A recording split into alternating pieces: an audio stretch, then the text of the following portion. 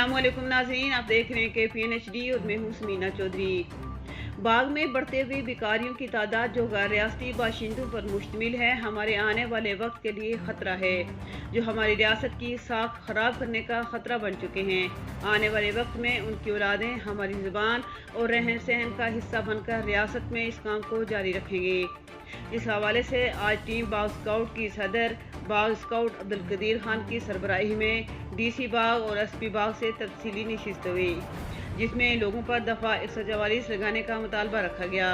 बढ़ती हुई बेरोजगारी के बायस बाइक के सर्विस की बहाली भी गुफ्तगू का मौजू रही।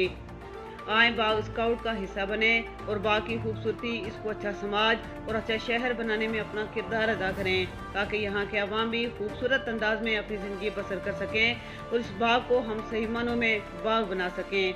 मज़ीद न्यूज़ अपडेट्स के लिए देखते रहिए KPNHD।